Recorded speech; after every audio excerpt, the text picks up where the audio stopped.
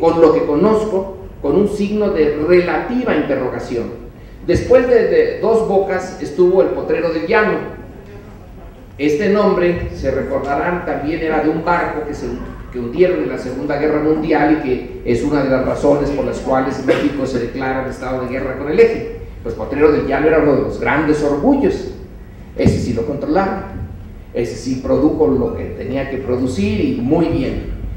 Entonces, para el momento en que el régimen político de México se viene abajo, en 1910, la industria petrolera ya está establecida.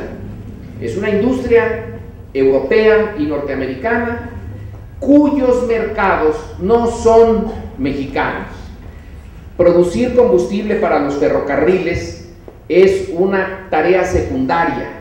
El grueso de ese petróleo se va a ir al mercado internacional porque no hay demanda en México suficiente, hay más de lo que se puede consumir aquí. Entonces esto cierra el primer ciclo de privatizaciones, en donde, insisto, como hipótesis, hay un elemento de inconsciencia. A lo mejor se dejó ir esta riqueza sin saber bien a bien, pero no de inocencia, porque ya estaban físicamente, se veía. Cualquiera que hubiera visto un periódico, que hubiera visto una fotografía, sabía que debía de haber tanto petróleo. La fuerza con que salió el Dos Bocas fue impresionante. En Estados Unidos, que es el primer país petrolero, que es donde se desarrolla, ese es el origen de toda la industria petrolera, no había visto un pozo así. Ellos estaban mejor, mucho mejor que los norteamericanos. El ciclo entonces pasa de siglos de propiedad pública de la corona y de la nación a ser propiedad privada. El segundo ciclo viene cuando esa propiedad privada se va a volver a ser pública, y este es un ciclo lleno de conflictos. Es un periodo en la historia política de México y su política exterior en particular muy difícil y muy problemático. Uno de los puntos problemáticos y que sigue estando hoy es cuál es la participación del gobierno en el petróleo. Como era de los propietarios de la superficie, entonces lo único que se podía hacer era ponerle algunos impuestos, pero las condiciones en las cuales se inició la explotación petrolera era que solamente se le podía poner el impuesto del timbre, que era un impuesto chiquitito.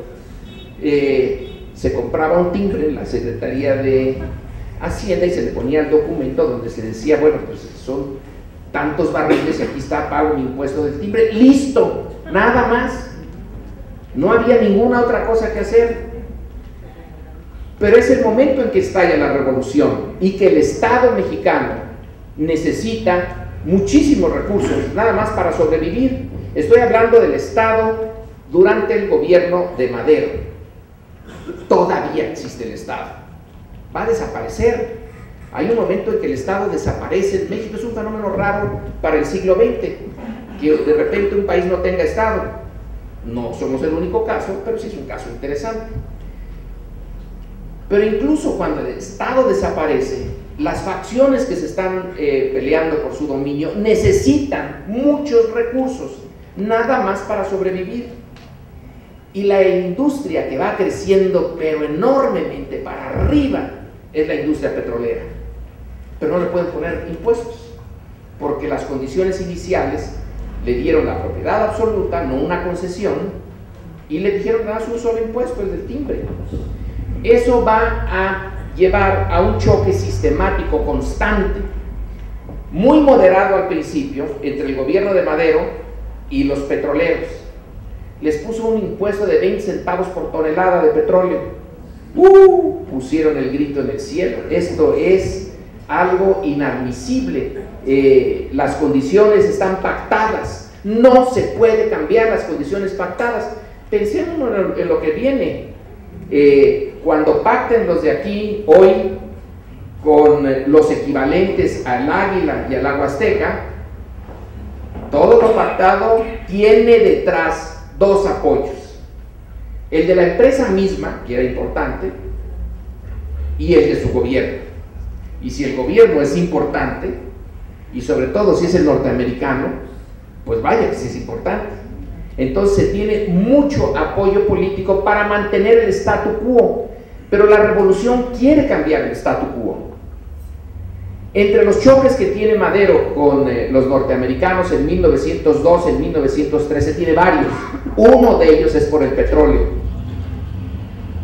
No es el único, es parte de una agenda de conflictos, pero ahí está.